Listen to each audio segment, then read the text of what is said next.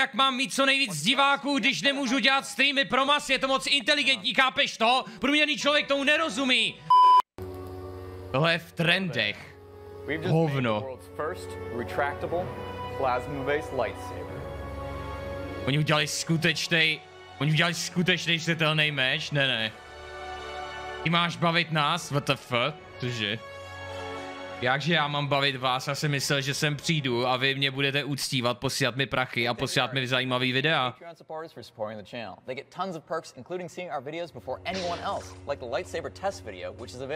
Cože? A real, retractable, plasma-based lightsaber. The pinnacle of sci-fi tech.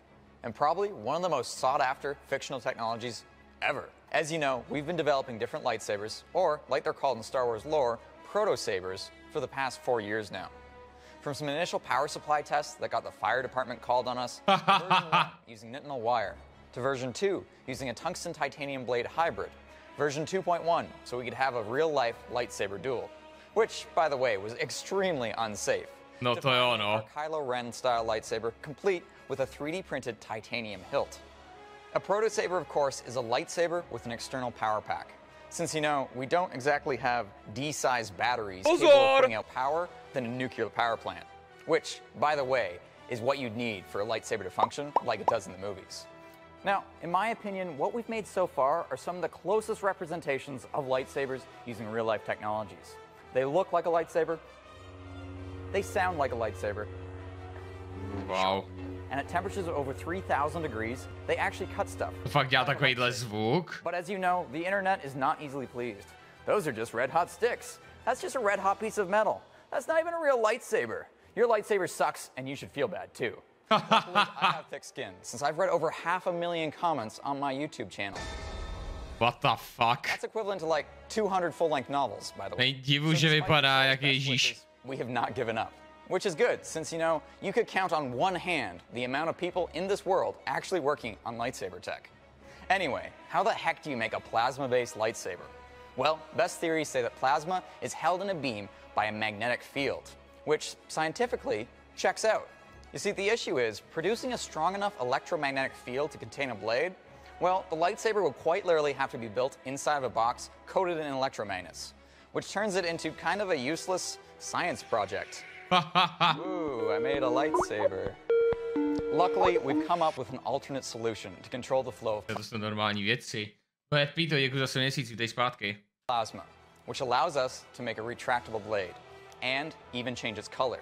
We're going to be using laminar flow. You know, that cool thing where liquids flow smoothly? We actually teased this project months ago on our Instagram, which we shared too soon. Jako já bych rád all new comments support our channel, building new healed. How does it work? I mean, come on, guys. It might not be brain surgery, but building... Oh my god, that looks incredible. Jo, tihle udělali Iron Man rukavici. Can't get any smudges on a lightsaber. That is incredible. I think you've outdone yourself on this one, Barton. Look at the detail in that. What the fuck? If that's not steampunk, I don't know what is. But the real question is, how are we going to power this?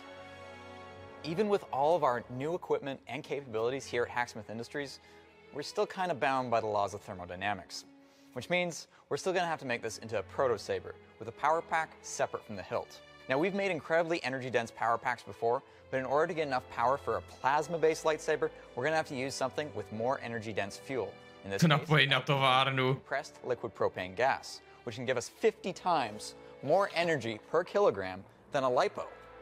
Now that's a pretty Okay, už je to asi moc speedhead, ty vole. Have this right at home.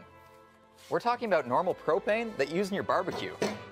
So how do we turn propane into a superheated beam of plasma? The answer lies with one of the most satisfying demonstrations of physics phenomena of fluids.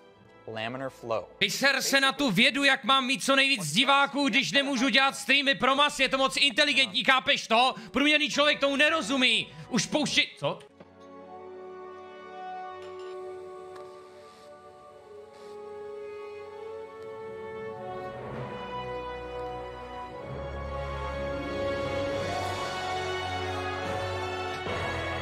Okay.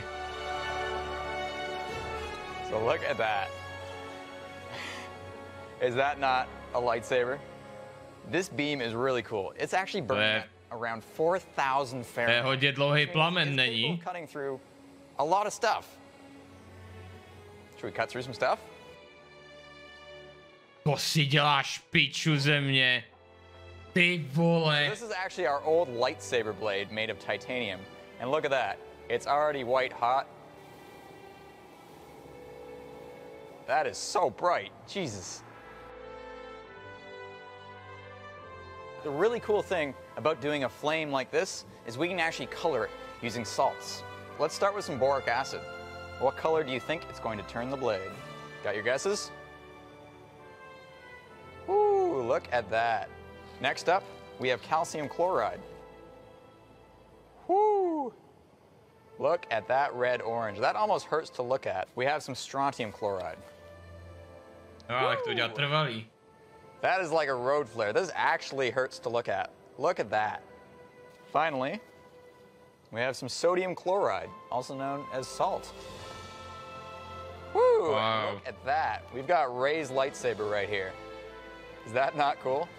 So we're able to produce a blue lightsaber, a green lightsaber, a red lightsaber, an amber lightsaber, and even a yellow lightsaber. How awesome is that? I should probably turn this off though.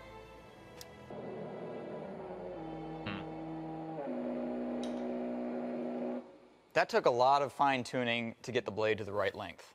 And turning it off wasn't the most elegant. Luckily, Bogdan's going to be actually making a circuit with two fancy valves, which means we'll actually be able to get a computer to control the flow of gas to allow for this to ignite and retract with the press of a button. Takže hodně intenzivní plameny plazma. 12 weeks of anticipation, we finally got our hands on proportional control valves. These will allow us to control exactly how much gas goes into the lightsaber, and therefore make it extend and retract. Now, we just need to figure out how to control it. And to do that, I'll be making a custom printed circuit board. I'm going to be using Altium Designer, as is the industry. No, dobrý, zase, jo, jasně, jo. This is the printed circuit board that Charles...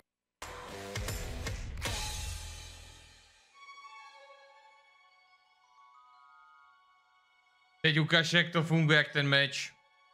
Jakýkoliv plamen je plazma většinou, aha. Is math related to science? Plazma je ionizovaný plyn složený z iontu elektronů, který vzniká odtržením elektronů z elektronového obalu atomu plynu či roztržení molekul. Takže plamen. Plynovej plamen, pořádnej. Že jo?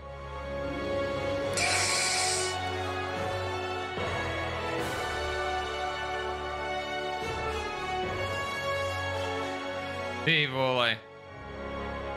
No, ne, že musíš to mít ještě na zádech tuhle věc. What the fuck? To vypadá, kdyby to mohli prodávat. We did it, the world's first retractable plasma-based lightsaber. Now obviously we're gonna have an amazing test video for this. We've got tons of stuff set up behind us to really put this through its paces, including cutting through a steel door. Anyways, that video is actually available right now for our Patreon supporters and YouTube members, which is a great time to support the channel. Vy hajzlové! For everyone else, it'll be out next week. Thanks for watching, and make sure you subscribe.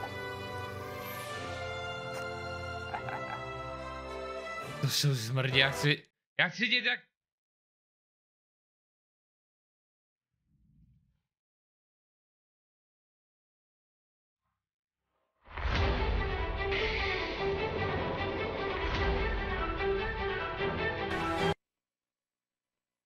To je ono. Obsah určený pouze pro členy. OK, tak příště, no. Dám jim odběr a příště. Kup! Počkej, ale když to koupím, tak... I'm so glad you're interested in becoming a member. Nej to čurácky ukazovat obsah. 90 korun jste se posrali, ne? Membership is a monthly... OK, tohle je trošičku neprozkoumaný prostředí. Ukazovat nějaký prémiový content na Twitchi. Prémiový content, za který si v ostatní musí zaplatit.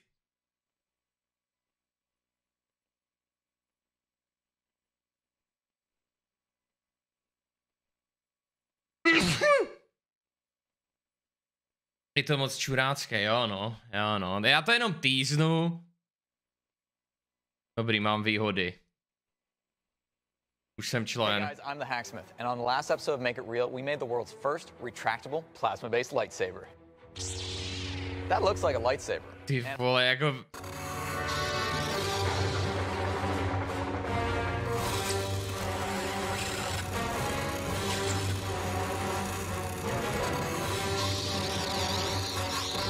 Jak tam musí dodělat ty zvukové efekty.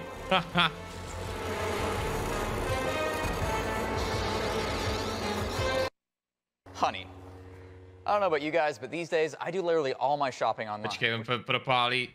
Delicious. The fuck. Počkej, ti opálil maso, jo.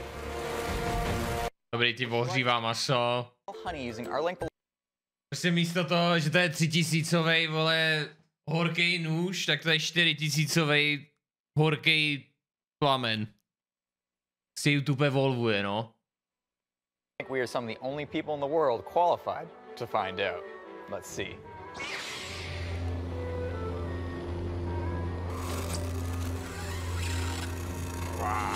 Chudák štít, ty vole. As you can see, it melts vibranium like butter. Jo, určitě. Actual vibranium, no. Let's try some everyday objects. I wonder what happens if I hit a window. Aha. That is freaking cool.